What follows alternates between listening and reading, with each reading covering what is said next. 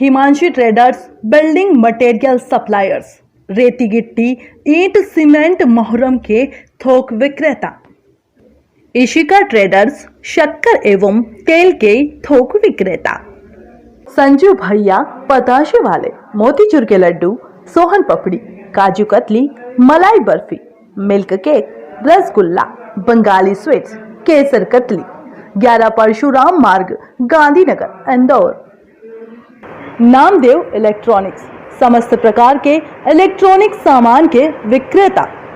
Shri Chokse traders, water and building material supplier. बुधवार रात MY अस्पताल में एक ऐसा घायल पहुंचा जिसके हाथ में तीर आर पार लगा हुआ था।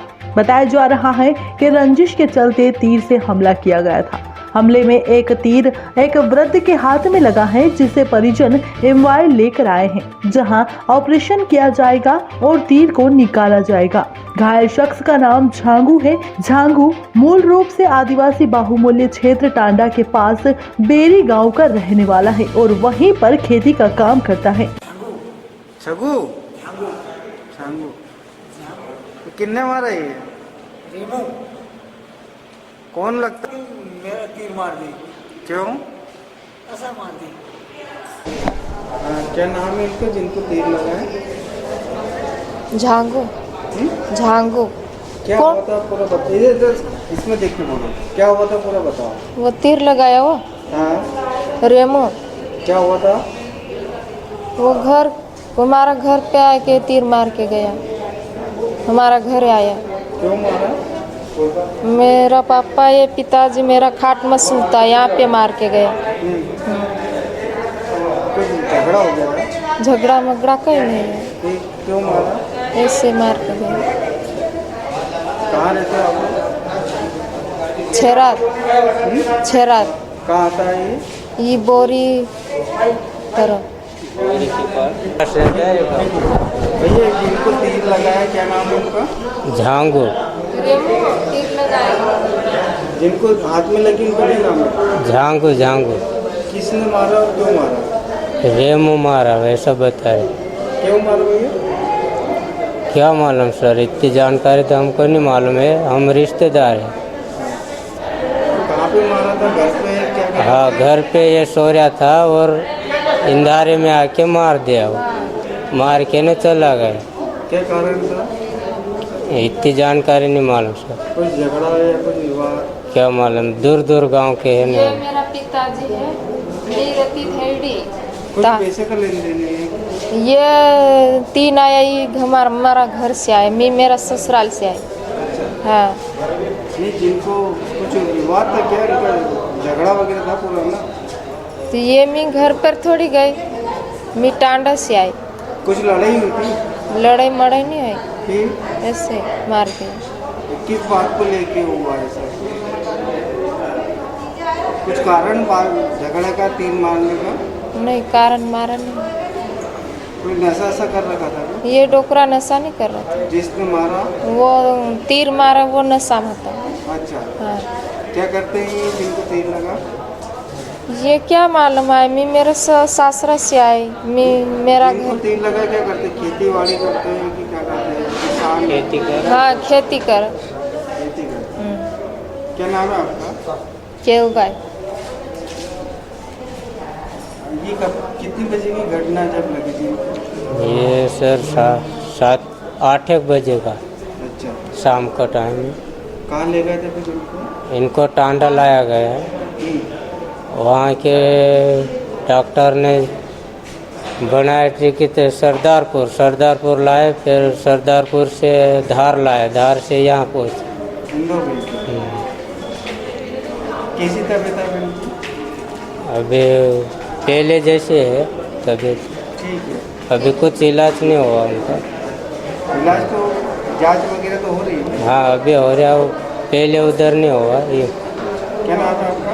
महेंद्र। क्या कर कौन हो इनके? इनके कौन हो? मेरा भाई का ससुर है। ये मेरा देवर है। कहाँ के रहने वाले हो आप? हम धैड़ी के। कहाँ आता है ये टांडा के पास आता है।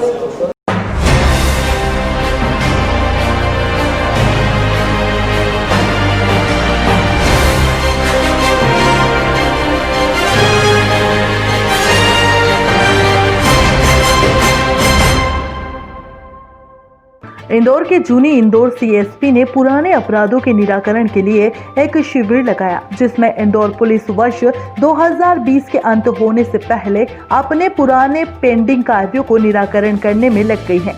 जहां थानों में महीनों से पड़े पेंडिंग कार्यों को एडिशनल एसपी, सीएसपी, एडीएम द्वारा एक साथ बैठकर थानों के पुराने अपराधों की पेंडिंग को समाप्त किया जा रहा है।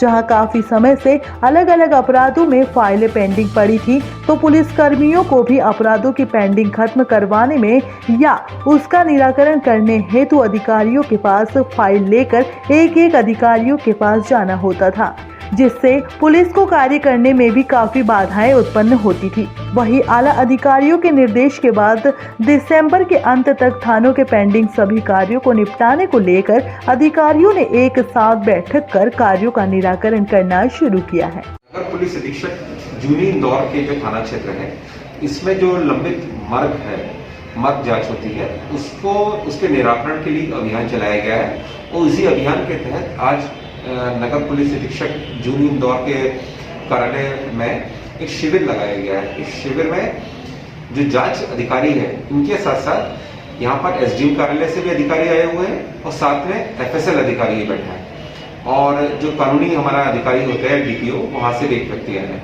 तो ये सभी लोग एक ही जगह पर इकट्ठा है और जितने भी लंबित मार्ग है, इनकी समीक्षा की जा रही है और मौके पर ही इनका निराकरण किया जा रहा है। सर, कितने पेंडिंग मामले हुए सर?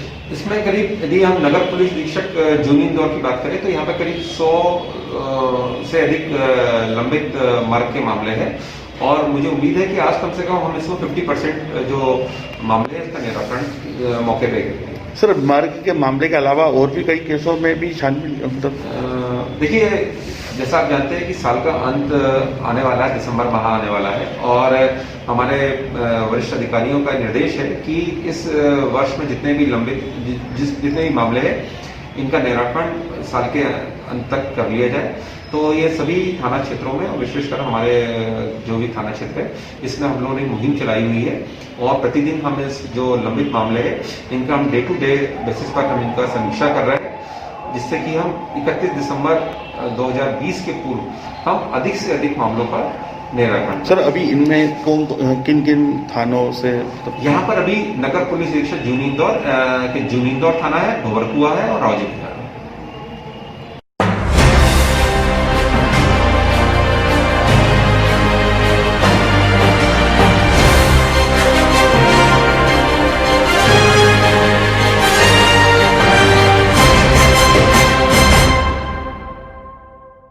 बांग्लादेश से अगवा कर इंदौर लाई गई युवतियों को नशे के लिए एमडी ड्रग्स उपलब्ध करवाने वाले सेक्स रैकेट के कुख्यात सागर जैन, जो कि काफी समय से फरार चल रहा था, जिसे इंदौर की विजयनगर पुलिस ने दिल्ली से गिरफ्तार कर इंदौर पहुंची। दरअसल पूरा मामला विजयनगर थाना क्षेत्र का है, जहां कुछ महीनों पहले बांग्लादेश से लाई गई लड़कियों को एमडी ड्रग्स देकर देह व्यापार करवाया जाता था, जिसमें देह व्यापार करवाने वाले रैकेट का मुख्य सरगना सैंडो उर्फ सागर जैन को बुधवार को विजयनगर पुलिस ने दिल्ली से गिरफ्तार कर इंदौर पहुंची और पूछताछ के लिए कंट्रोल रूम लेकर पहुंची।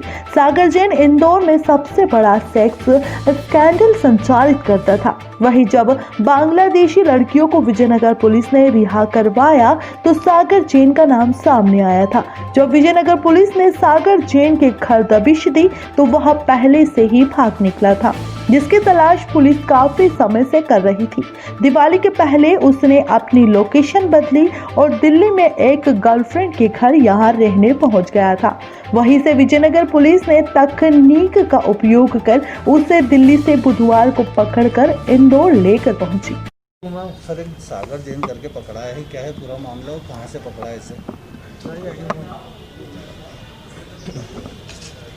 पुलिस ने पिछले दिनों ऑर्गेनाइज्ड क्राइम के खिलाफ लगातार सख्त कार्रवाई की है और अगर हम देखें तो ऑर्गेनाइज्ड क्राइम से जुड़े हुए अनेक गिरोह, चाहे वो आर्म्स से ऑर्गेनाइज्ड आर्म्स के बेचने और खरीदने से जुड़ा हो, उनके बनाने से जुड़ा हो, अवैध शराब के परिवहन और विक्रय से जुड़ा हो, या किसी भी तरह के अन्य ऑर्गेनाइज्ड क्राइम चाहे ड्रग्स वगैरह से जुड़ा हो, सभी मामलों में पुलिस ने बड़ी कार्रवाइयाँ की है। इसी में एक देह व्यापार से जुड़े एक बड़े गैंग का पर्दाफाश हुआ था, जिसमें कुछ बांग्लादेश की भी कुछ लड़कियों के जुड़े होने की खबर थी और उसमें यहाँ के लोकल स्थानीय तौर पे भी कुछ ऐसे एजेंट और कुछ ऐसे व्यक्ति थे जो इस पूरे गिरोह का हिस्सा थे।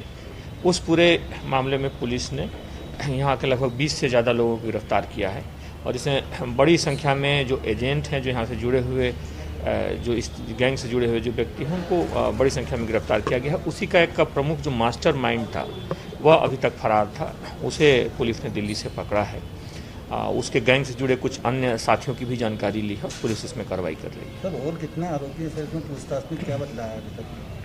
इसमें इस गैंग से जुड़े जो जितने संचालित करने वाले गैंग से जुड़े जितने लोग थे उन सबको गिरफ्तार किया जा चुका है। इससे जुड़े हुए कुछ अन्य लोग जो दूसरे शहरों में संचालित कर रहे हैं या इस तरह के अवैध नेटवर्क के हिस्से हैं, पुलिस ने उनको भी चिन्हित किया है और उन पर भी कार्रवाई करेगी। सर किस तरह की ड्रग्स देता था ये लड़कियों को लाके बांग्लादेश की? इसका कई तरह के जो ड्रग्स हैं उन ड्रग्स में भी लाने में, उनको कई जगह उनके विक्रय करने में और कई बार ज़बरदस्ती खिलाने में भी इसका कई जगह इसमें इसका रोल आया है, इसकी भूमिका चिन्हित की गई है। उन सारे कारणों से इस पर कार्रवाई की जा रही है। इसमें अलग अलग एक्ट में कार्रवाई की गई है। ये पिछले कई वर्षों से सक्रिय है। पूर्व में भी 2017 में इस पर बड़ी कार्रवाई की गई थी, जिसमें ये 18 महीने लगभग जेल में रहा था। अभी छूटने के बाद जैसे ही इसकी गतिविधि आई फिर पकड़ लिया गया है और पुनः इस पर सख्त धाराओं में कार्रवाई की जा रही है।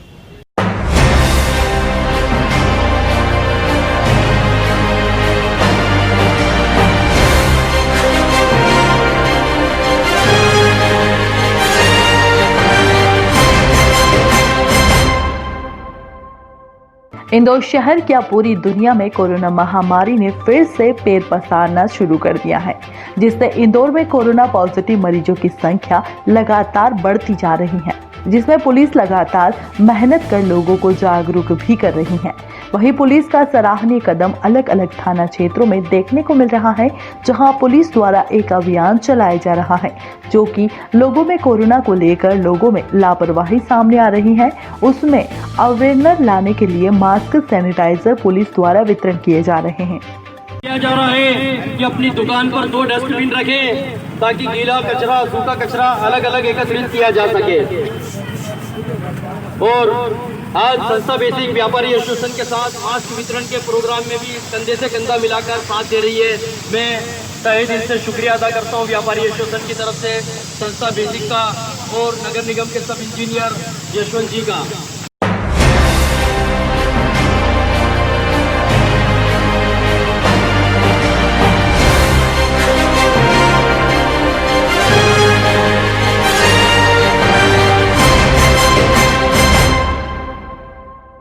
देवी अहिल्या विश्वविद्यालय पर कर्मचारी के शिक्षा संघ द्वारा धरना प्रदर्शन किया गया।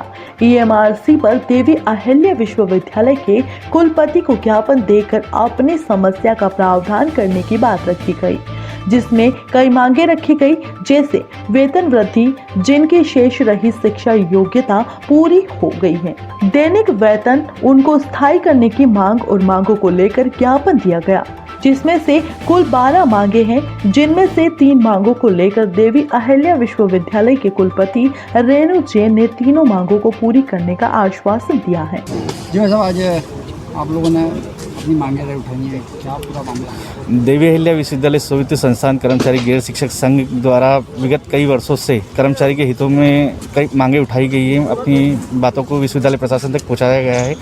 आज 1.5 से 2 साल बाद पहली बार ईसी हो रही है, जिसमें हमने हमारे जो ज्ञापन था उसको स्मरण कराया है। साथ में ही हमने जो कर्मचारी से संबंधित मुद्दे जैसे वेतन वृद्धि, शेष रहे जिनकी शैक्षणिक योग्यता पूरी हो गई है, उनके नियमित नियुक्ति की मांग, दैनिक वेतन भोगी जो हैं उनके स्थायी कर्मी की मांग, जो सालों से पेंडिंग है। कर्मचारी आज इस महंगाई के दौर में बहुत कम वेतन पर अपना गुजारा कर रहे हैं, जिसके लिए हमने कार्यपरिषद सदस्य, माननीय कुलपति महोदय, रजिस्ट्रार महोदय और कार्यपरिषद सदस्यों के सामने हमने हमारा ज्ञापन देकर और साथ में यानी सभी मांगों से अवगत कराकर उनको बताया कि जल्द से जल्द इन्हें पूरा किया जाए। जो 12 सूत्री मांग थी उसमें से 3 हम लोग जेन्युइन तरीके से इसको तुरंत करने की कोशिश करेंगे। तो हमें ये लग रहा है कि कर्मचारियों के हितों में काम होना संभव है। मतलब